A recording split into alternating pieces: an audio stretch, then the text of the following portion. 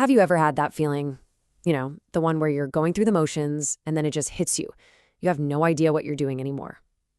Well, today we're going to dive into that really unsettling, but actually profound experience of feeling completely lost.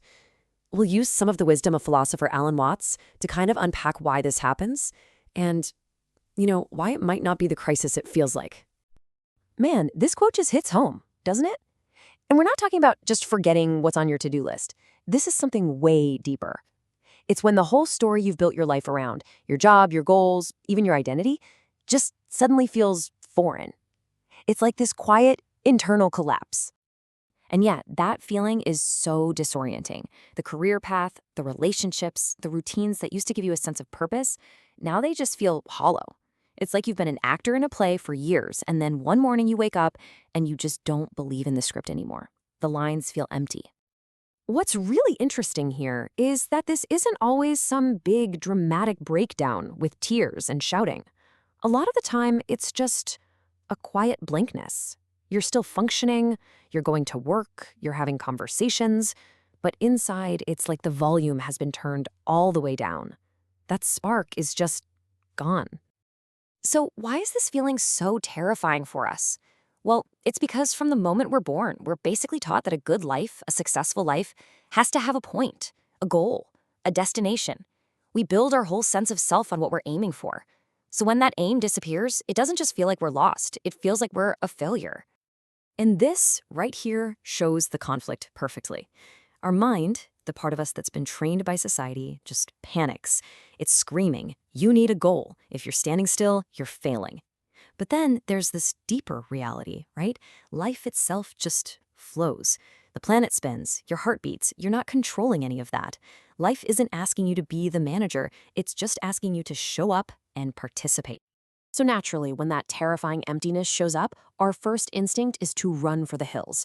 We panic, we fill every quiet moment with noise, endless TV shows, scrolling through feeds. Or we scramble to find a new project, a new dream, anything to plug that hole, just so we don't have to sit in that incredibly uncomfortable space of not knowing. Okay, but here's the big, pivotal shift in thinking. What if this confusion isn't a bug, but a feature? What if it's not a sign that your life is broken, but it's actually an invitation, a call from life itself to just stop, be still, and listen in a way that you probably haven't in a very, very long time? I love this ocean metaphor. It's perfect. Most of us live our lives on that chaotic surface, right? Tossed around by our thoughts, our worries, our to-do lists. This feeling of being lost, maybe it's just life pulling you down beneath the choppy waves, into that deep, profound calm that was always there underneath it all. So this is so important. We have to redefine what not knowing even means. It's not about being ignorant or stupid. It's about a return to openness. It's that state of being where you're teachable again, where you're not trying to force everything into a box you already understand. It's about being free from the exhausting need to control the outcome. And when you can do that, this huge transformation starts to happen. You start to shift from being the choreographer of your life, trying to plan out every single step with so much effort, to just becoming the dancer, someone who can finally hear the music and trust it enough to let it move them. And this whole process kind of happens in stages. First, we're all the choreographer, right? Trying so hard to force life to go our way. Then comes the surrender.